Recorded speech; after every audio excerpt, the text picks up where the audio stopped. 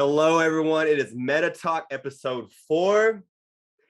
Mr. Run It Up here, my co-host Herman the Goat, and we have our special guest today, Diego, the Waterbender.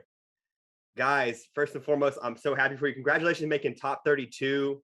Diego, please, before we even get the episode started, please let everyone know a little bit about you, let them know about your TCG, and then I'll ask Herman to go ahead and step in and follow any questions maybe we missed along the way.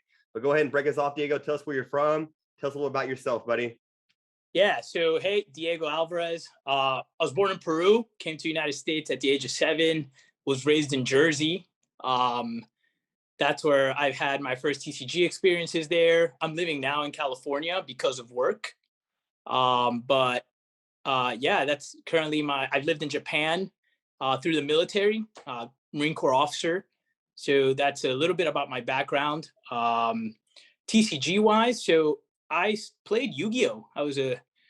Grew up with Yu-Gi-Oh. I know you did too. Got to see some of the past episodes. A lot of players too, and playing MetaZoo. Grew up with Yu-Gi-Oh Magic, but started playing when I was 8 with my cousin in New Jersey. Started going to locals at the age of 10. You know, I thought I was, hot stuff. Going to my first locals and being shown that, like it's a world of competition. Played for, I don't know, 10, 11 years. As I got older, I started going to more regionals. You get a car in high school, college. Now you can start going to regionals with your friends. And Philly, we went to an ARG. I think that's the highest level event I went in Yu-Gi-Oh. Never really did too well. I don't think I ever topped any of them, but came close once in a regional, but nothing crazy.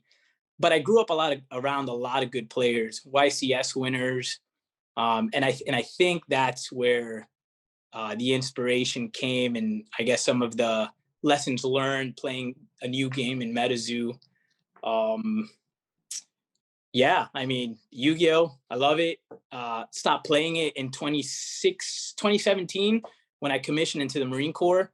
Just moved away from Jersey. So, moving around, I didn't have as much access to locals, working, obviously, Marine officer and training.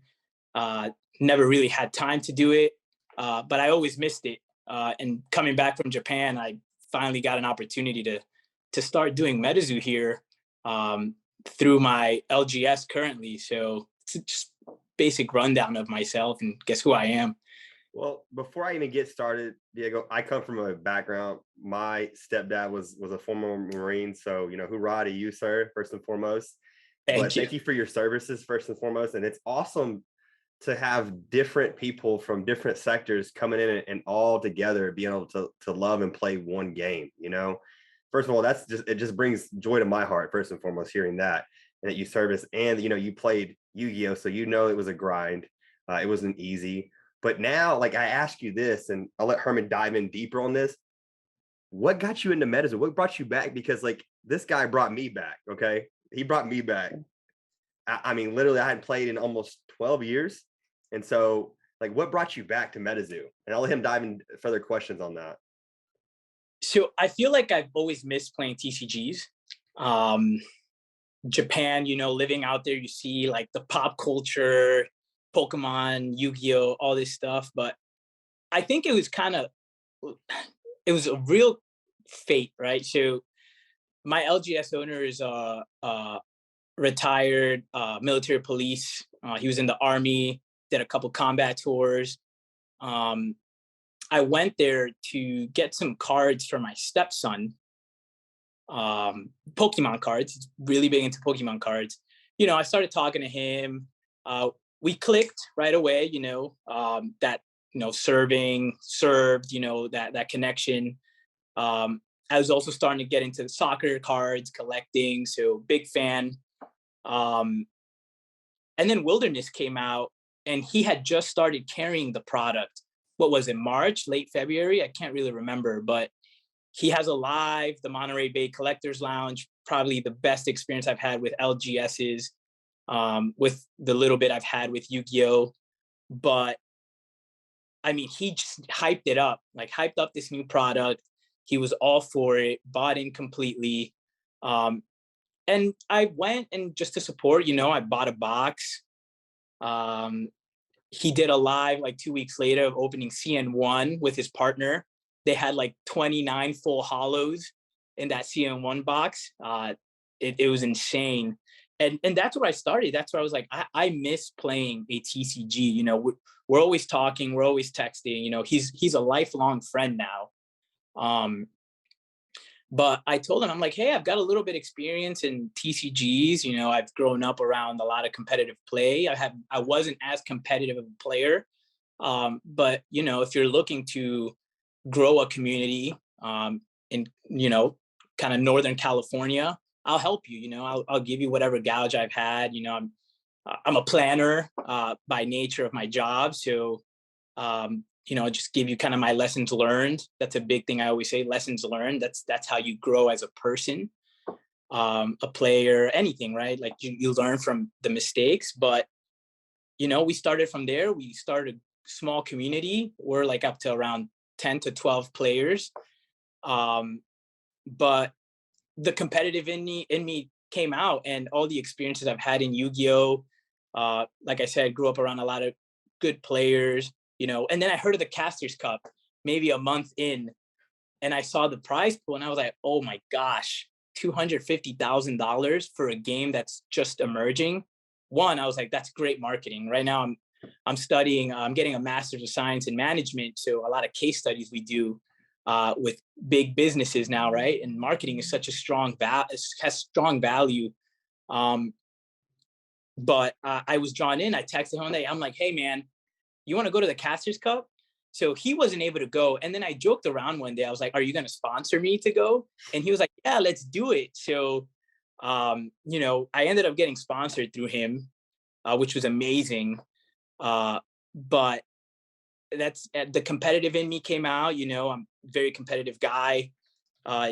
Yu-Gi-Oh background kind of helped. And that's where it started, just a small live show on Instagram of a wilderness booster box. Very nice. Before I jump into more questions, thank you again for your service. I have a strong military background as well with my family. My dad, brothers, sisters, all been in, my grandfather. And guys, if you like what you're seeing and you want us to keep doing this, please like, share, subscribe, and comment, engage with us. Let us know what else you want to see and what you want to ask. Please, everybody, this is a community of collectors and enthusiasts, competitive players. We love your comments. We read them all. Everyone that reaches out to us on social media, we thank you for this, because we're here to build. This is not always so much about MetaZoo. This is about the community that MetaZoo is building. And we're just appreciative to be here and learn about players, MZOs, LGSs, just like the story about your LGS. I love the story, first and foremost. I was about to ask you, can you tell me a little bit further about the name, the individual you mentioned again? And then can you go ahead and shout out that LGS? You said North California, right? Yeah, so it's in the Monterey area. Pebble Beach is around, if you're familiar with golfing. But the Monterey Bay Collectors Lounge, and the owner, Enrique Villarreal, I gotta say his name like with his roots, right? He's very proud of his name. Love that. But yeah, great guy. Some of the best customer service I've seen. Loves kids. Kids. The first time I went in with my son, he gave him a free Pokemon pack, and it's not just him. With any kid that comes in, new people, just a great environment. But yeah, the Monterey Bay Collectors Lounge, I think tearing up North California. I think they're doing a lot. He's doing a lot for the community. But yeah, that's great. I'm glad we're able to have some other people that we don't get to see and hear from. They're doing more to grow the community, and that's why I like how MetaZoo has been doing their distribution. But I want to know, what tournament prep did you do? Who helped you? Where did you get some of these chops in and reps in? So when we first started, the first month, we were playing all wrong. I've read the rule book a couple times, but when I finally set my sights on this Casters Cup, I said, one thing that I was very insecure in Yu-Gi-Oh was the exact mechanics and like the more detailed things about the game, like for like in like the battle phase, how damage is distributed, the actual way it's done, what you can't do, can do, when a monster's attacking. But I didn't want to have that problem coming into a new game. Another thing I remember was siding is such an important aspect of the game that I was never good with it in Yu-Gi-Oh! I could have had a decent side, but just knowing how to side is such a critical aspect of it. So one of the guys that started playing with us from the get-go, he also came with me. It was three of us in total from our LGS, but we were play testing a lot. And then we heard of Game Castle San Jose, just an hour up north, where Mario Tellez is his home location. So we went there to check it out, and he taught us a lot about, you know, the exact mechanics. He's been in with MetaZoo since the beginning, so he was a great reference point to go to and actually learn how to play the game. But then I discovered TTS, and I don't know, Toga P. Jones, good dude, Logan. I started playing with him. He came to a Game Castle local just to qualify from Arizona. We connected. We started playing TTS, and that's where the work was being put in. Just the hours, understanding how the game played, reading the rule book like more than just once, you know, twice. Like I read that thing maybe once or twice a week, and every time I read it, there was something new I was learning about the game. So that was really what I focused on, like and watching watching Twitch, watching whatever there was on YouTube. The Dueling Brothers, the Meta Bros, those guys had great content that I was able to reference off of, especially starting to learn the water. The water deck. I knew water was one of the best decks prior to Wilderness, so that's where I decided I was going to go to, just to give myself like the best advantage at the time. And I learned to love the deck. So between that, just a lot of prepping, seeing what didn't work, what worked. I was at the point where I was building almost every deck in the meta, or what I knew to be was the meta, and asking friends, hey, can you play this deck for me against me, and be able to actually test out how I do it. But really it was a good amount of time I spent just trying to learn the game. Basic brilliance in the basics really is what I try to strive for. Can I ask you TTS this? has been a very strong one for us too. Yeah, it is. And I ask you this, you know, kind of moving this along a little bit, on day one, who was your hardest competition? If you remember that individual, that name, and then what was your final record, and what did you place? Because I know you placed in top 32. Like, I saw your video and I was like, man, this man, he was like a chip in a chair type of feeling, and I enjoyed that video. Yeah, thanks. So Phil Henderson was my hardest matchup in round 8, and and he's a great player. It was the water mirror. I think I remember round 1, he forced the draw very well. We decked out. We went into game 2. He won the dice roll. We did a dice roll to see who went first. He ended up winning. He outplayed me completely game 2, and then game 3, we were creeping into time. But I think just the way I had to play out game one, just I felt like early on he had the advantage, and I had to kind of work my way out of not losing that game. Game 2 was completely outplayed, but then game 3 I was able to win. Not only did we creep into time, and then that's how I was able to win with more life, but I just the way he played, the way he timed the frog game 2.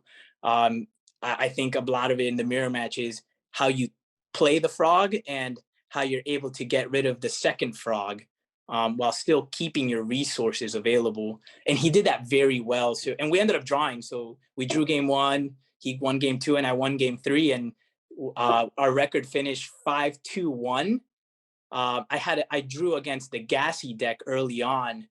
So then I just left it. I bubbled in at 32nd place, and it was incredible. I was very happy with that outcome, but I think he was the hardest matchup I had, for sure. Oh, yeah, Phil. we know Philip. We know Philip. Yeah, those are homies from back in Yu-Gi-Oh days for me. We've that's the who deck that I use whenever I won on their TTS tournament for the MetaZoo NFT. When I played prop, deck is fantastic, and even with like so many options against prop, it still did very well. Absolutely. Is there any tech cards that no other player was playing in water that you played? Because like I'm really curious how you dodged lightning. So I don't know if I did anything out of the ordinary. I don't think so. I think a lot of players were cut in between playing index or not, and even just maybe two. I played two in the main, which, you know, there's debate whether you should even play one or, you know, let alone two. But I think at least for game one, that's something that really was able to help me dig through. I played two lightning matchups, so I was blessed, at least with that. I lost to one and I won against one, and oddly enough, that's initially when I started started preparing for the Casters Cup. I thought water was going to be like the most represented deck. I had one of my friends that went started playing lightning, and that's what I was struggling against the most. So in the back of my head, I was like, I need to make sure that I can win the mirror, but not lose to lightning. Again, I got lucky. I played a lot of cosmic, critters, water, the gassy deck, the two lightnings.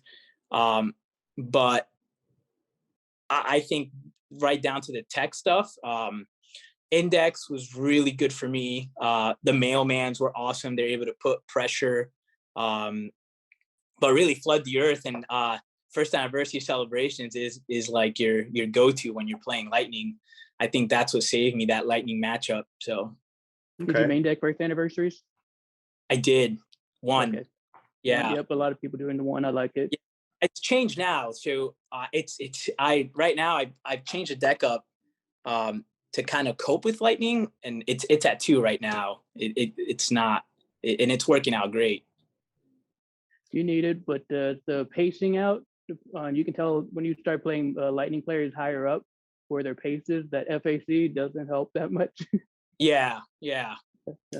But hearing all this out, did you ever change your deck at all in top 32? Yes, I did. Awesome. I did. So I kind of regret it now. It was, I think, round 3. I had the space environment, and I had played water round 1. I lost. Round 2, I won against another gassy deck.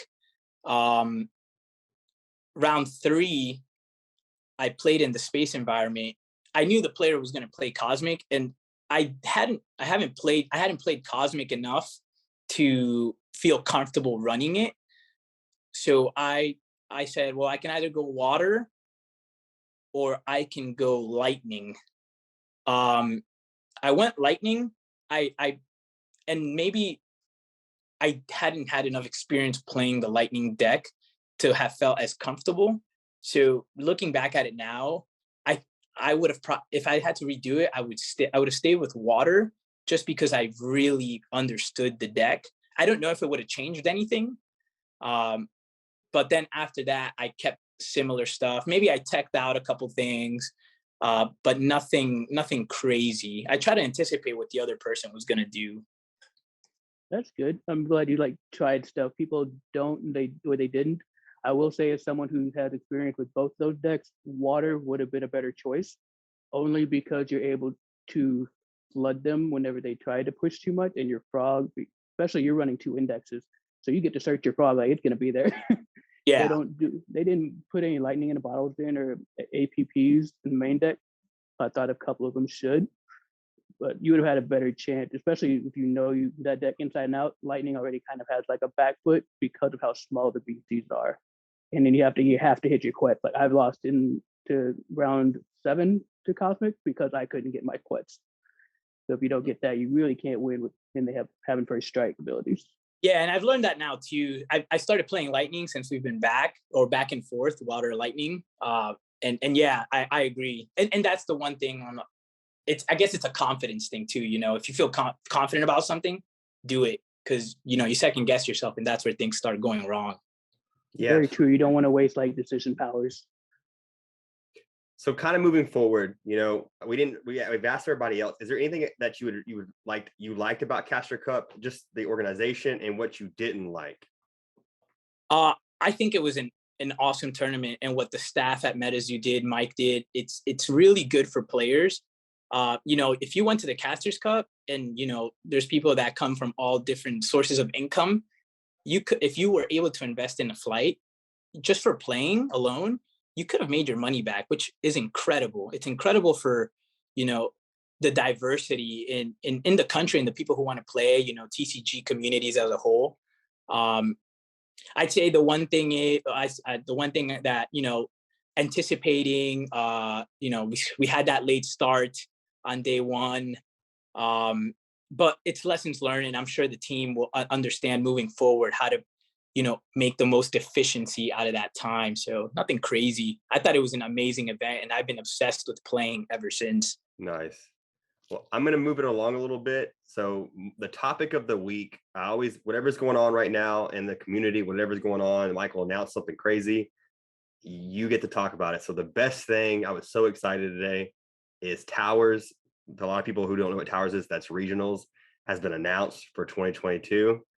I know that made Herman excited. I'm excited to get back in the lab and start doing things. But like, what does that look like to you, from someone from your standpoint of being able to play Yu-Gi-Oh? And Herman, I'm asking you as well. What does that look like to you? What is Towers like? When you perceive Towers, what does that look like to you, Diego? I think it's the in between the Casters Cup and your local LGS tournaments, right? Even the most pristine LGS tournaments out there where they have the best prize support. I think it's the best way to measure the state of the game. So a big part of it is, you know, I'm sure just as I do, you guys have the drive for competing now. You guys want to get back out there, want to play. It's such a good event. And I think this opens up the opportunities for multiple locations where people can have access to it, but really just to get the game and understand like more what the game is about.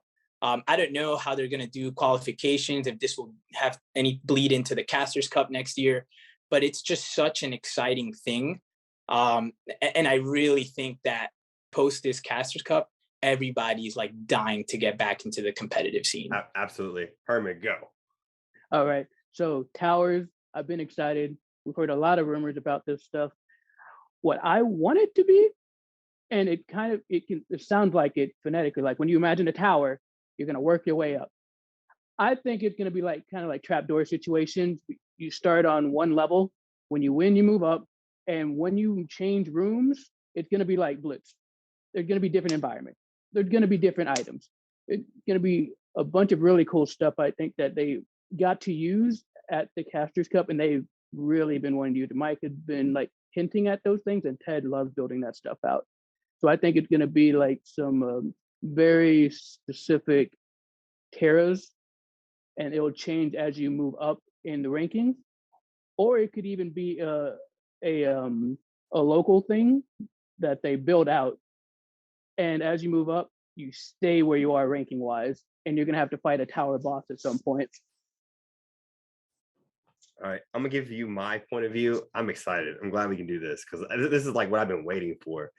I perceive it as, because I've heard about some, you know, real estate property and building an actual tower, but I kind of perceive it as it could be a blitz format where each, you know, as you get higher in the tower, and that could be a building, could be a situation as you move up in the top 20. This is this environment. This is this environment, and maybe every like could be like odds and evens. It's changing, but like how cool is as you move up like in an actual tower. And I think that's where Michael's going. I think Michael wants to make this so unique and so impressive that, you know, everyone else just looks at it like, wow, like this was a qualifier, and you have to be at the top of the tower.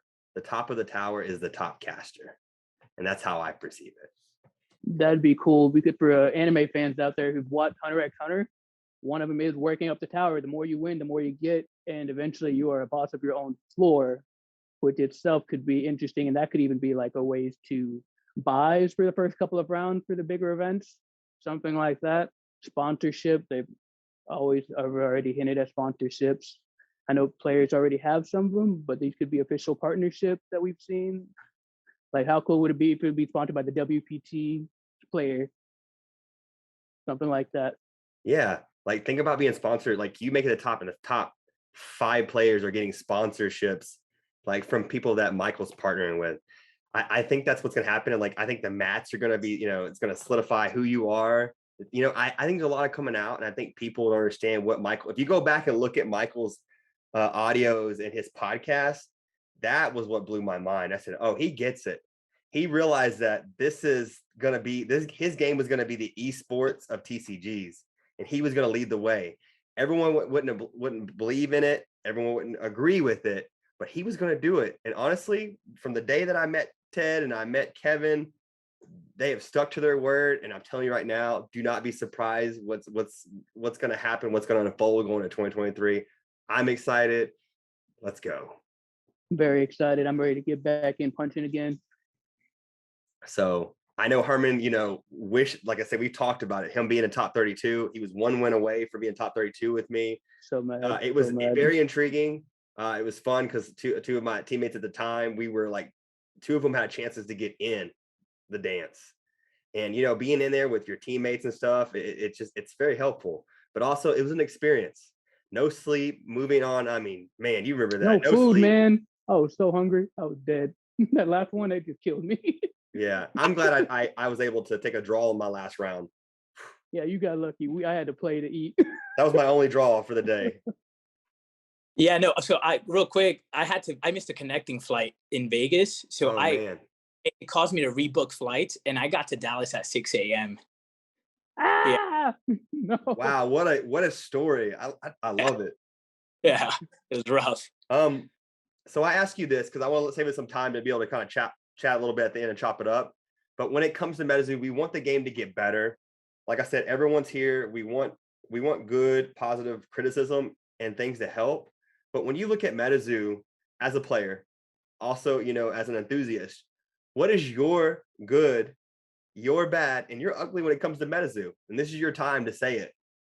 Yeah, so I'll run it down real quick. So the good is that this is the first game that I think is going to have the perfect equation between a collector being able to enjoy it with your number to 100 green man. That is a huge chase, your tops collaborations.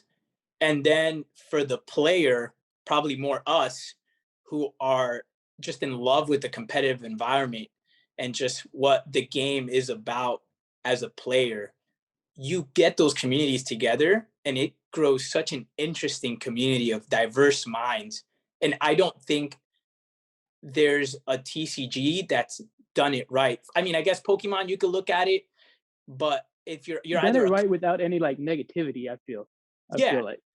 Yeah, you're either a collector or a player. And I see more collector than there is player in recent times anyway. But here you've got a plethora. My LGS owner, Enrique, he's a collector to death. But man, let me tell you, when he gets competitive, he gets competitive. And I think that value that's been added through the way the staff has worked is incredible. And I think that's the good about MetaZoo. The bad, I'll say, it's an interesting one, and I thought about this one for a while watching the other shows you guys have done. But to be a competitive player in a TCG, you have to put time, and time is a resource. We all have competing environments with family, work outside here, and you have to make some sacrifices to be able to play at these top level events and be able to come out, top 32, top 16, top 8, the winner.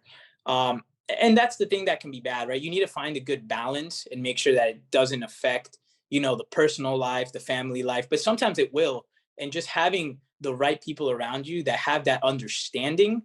But at times, again, like you may miss out on some stuff because you need to work on that next level, getting to the next level. I've always said to the players at my LGS, you don't win 100 grand with 100 hours of work. You need a lot of time to do it. And that can be bad, but I mean, it can be mediated. It could be something that, again. That's real. That's like a very true statement. Like 10,000 hours of mastery has been proven again and again. I agree. It's not 100 hours. It's going to be me and Herman, we put in at least maybe 5,000 hours. Yeah, I believe yeah. you But have to. I At have a least question. We got 1,000 roughly lessons. about 8 minutes left for our time frame. So I ask you, Diego, due to the fact that we have a little time, do you, as the guest, have any questions for me and Herman? Because I'm not allowed anybody to actually do this side because of timing, but I would love to be able to answer any questions that you may have about us, about, you know, our experience, anything like you want to know. This is the time, you know. I know we learned a lot about you, but, you know, it helps for people to learn more about us as well as individuals as we do this. And this is what it's all about. Yeah, I got a good one for you guys too. Where do you guys see this? How do you guys see this community and the game in the next year, the 3-year, and then the 5-year? Let's go a little short to medium term. What do you guys see the state of the game? Go ahead, Herman. All right. So I've talked a lot about this with Logan of cameras. We know that the 1.25 is coming out. In 5 years, there's going to be a bigger series. I think there'll be as soon as they flesh out all these tower things, and it will go into esports arena, whether that's Twitch, YouTube, whoever they partner with, and they'll find solid partnership. You can just tell by their boards if you've ever looked at their business. But I think that they're doing the right things. I'm glad they decided to do something with towers. I said it last video is that they had this fantastic marketing that you touched on as well, Jacob. But you gotta keep that lightning in the bottle, the fire going. So we want to play, people are excited, and we need a reason to keep getting product because they drop a lot and it's awesome stuff. Logan, what you thinking? I'm thinking, you know, I look at a lot of, you know, these gamers and these esports arenas and stuff like that. And I can see these team wars. I can see these events where if you look at Magic, and I've learned a lot more about Magic actually through Ricky, you know, our guest on episode 2, they have to compete, and only the top one of their little tournament goes on to the huge qualifier for Magic. That blew my mind. You could go and have a perfect game and then just have a bad game in the finals, and that's it. So it's like, I wonder what MetaZoo has in store. And what I think is that the tournament pool will go, I think we're going to see close to 1,000 players going to 2023 Caster Cup. I think Michael's going to have more sponsorships, and I think you'll be surprised where we all are 5 years from now. But I think we're going to be in arenas, and I think, you know, this is going to be televised on ESPN. I mean, I put 2 and 2 together. WPT, I look at all these individuals, and if he is taking what he said at the beginning, not only put his money where his mouth is, but actually doing what he's saying he's going to do, we're going to be on ESPN3. I know it's weird, I know, but I believe Magic used to be on ESPN a long time ago, and I believe that what Michael is trying to create with the TCG world is going to give us an esport experience, and I look forward to it. I'm not going nowhere. I look forward to be here to play this game. Win, lose, I'm gonna be here for it. Do you have anything else? We got roughly about 4 more minutes left. Yeah, I got one more. What do you guys think is the hardest part about getting from, you know, like just a regular casual, you know, starting to get competitive level into where you're top 8, you know, you guys have tournament winning experience? What would you guys recommend to a player who, even me, right? Like, you know, I got top 32, that's great, but you know, how do you break the barrier aside from just, you know, play testing, like the mindset? I think teamwork, I have a saying, and here it comes, Herman's about to hear it. Teamwork makes the dream work. And to me, I think you have to have a good team. I think you have a good group. I got great people around me. I got Andy, I got Herman. I mean, I got some really good people that I go to war with and go to the lab with. And I'm very appreciative of that. And I think that, you know, as we all develop, you know, I've developed relationships with other people to play test with and open that boundary to, that you got to be willing to give to get. And I think what's really going to make you a better player is a man of arms. You know, you come from the military, right? You pick the other man up. And I think that's what's going to help people develop. You're going to have to learn how to do that. You're not always going to be at the top. I mean, I sit with Easton and I play Easton a lot, and me and him we always talk. And, you know, we talk about it all the time, you know, it's like a rotation, you know, but at the end of the day, you're only as good as your team. I don't say weakest link because I don't believe in weakest link. I believe that you are a team. You're not one team leader. And so you got to build a good team foundation. I will say is very much iron sharpens iron. You're only as good as the people you play against. Do not be afraid to play people that are better than you, that understand different things than you, because you will learn way more, much more quickly. Like when we test decks, it's a shorter time frame to learn why that deck is successful and why it fails. And everybody on our team has different strengths, but we all put in the time to do it because we sacrifice. And when we tell our significant others that I'm playing for 250K, they go, okay, maybe. They give us that chance. But you got to build your foundation, though. In order to really break through the top 8, you need to know your rulings. So talk to a lot of judges, make sure that you're in the Discord being active, and you will get better just because people don't know most of these rulings. And we ask questions that make MetaZoo change certain rulings and be more clear on their wording on cards. And the other thing you said, side decking. Side decking is where I personally shine, and we do a lot of different tweaking with it. And that is important of what comes out as well as what goes in against what. I'll leave you a secret as I end episode 4. I'm giving you the sauce. Oh, no, don't do it. Don't follow the meta, create it. Boom! Don't follow, create it. I'll leave you with that knowledge right there. That was your takeaway from this episode. And I keep that with that. Any competitor, you've got to be 2 steps ahead, not at the same pace as everyone else. So I'll leave that as that. You got to take risk. Make it and break it. Anyways, guys, Diego, the waterbender, thank you so much for coming on. Once again, thank you for your service. Herman, it's always a pleasure, man. Thank you for always being a co-host. Always. The GOAT. Always. The GOAT for the reason. Guys, Mr. Run Up here.